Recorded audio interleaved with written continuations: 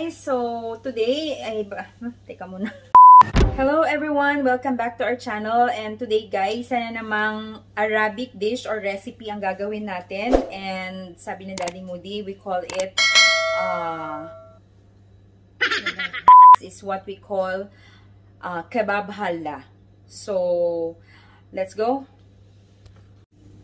So, ito yung mga ingredients natin guys. Gaya nung sa crab curry, hindi siya masyadong madami. Ang main ingredient natin is ang ating buffalo. Mga half kilo lang siguro to.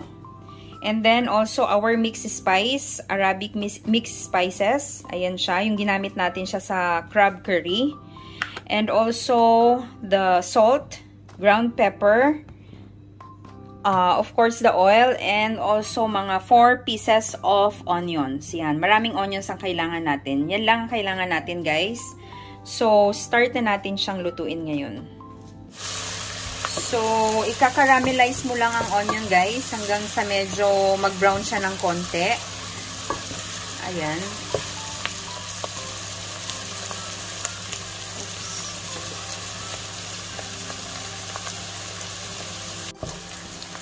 So, after natin i-caramelize or mag-brown konti ng ating onions, pwede na natin ilagay ang ating buffalo meat.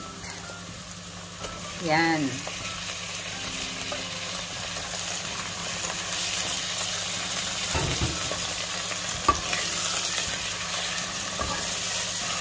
So, pagkalagay natin ng ating buffalo meat, ilagay na natin ang ating Arabic spices.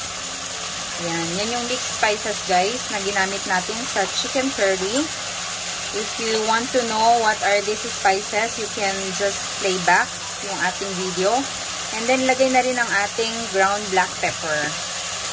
Mga 1 tablespoon and then half teaspoon of or 1 teaspoon of salt. Yan. Then after nyan, mix ulit natin. Para lang ma-incorporate yung spices na nilagay natin sa ating buffalo meat. So, haluin lang guys. Then, kapag ka na-incorporate na ang ating mga spices, ilalagay na natin ang ating mga 1 cup of water. So, habang hindi pa malambot ang ating buffalo meat, pwede mo pa siyang dagdagan ulit.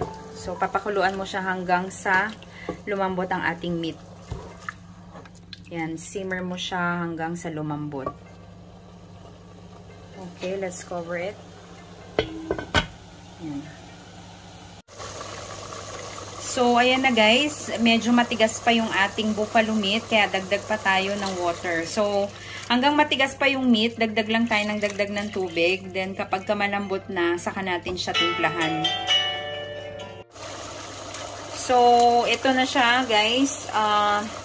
Kung mapapansin nyo, hindi nyo na siya masyadong kita yung onions. Maraming onions na nilagay natin. Dahil parang naging sauce na siya. Creamy sauce. Yun na yung pinaka-sauce niya.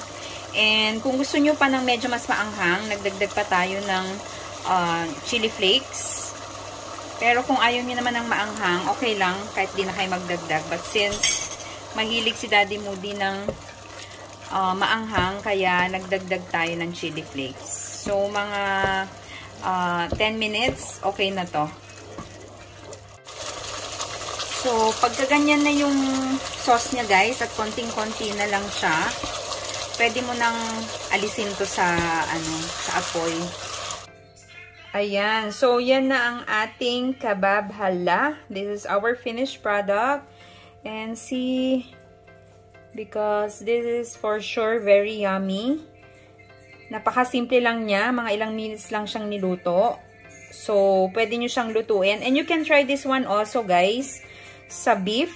I don't know kung gusto nyo nitong buffalo. Pero pwede nyo, I think pwede nyo siyang gawin sa ating beef. Basta meron kayo ng Arabic spices. Yan.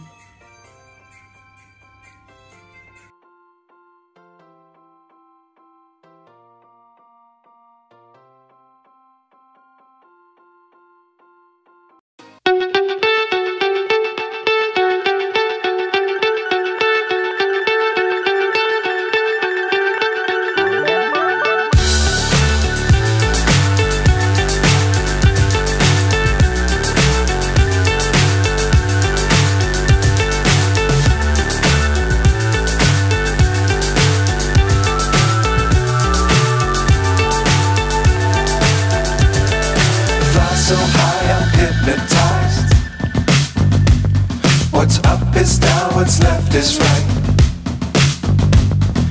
Chasing stars and holding you. I can't see the end, but we'll see it through.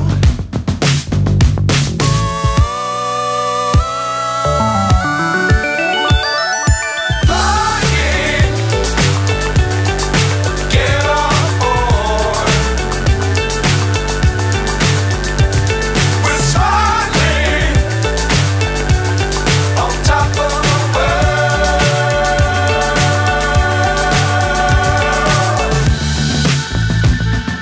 Dangerous times, don't fly too high.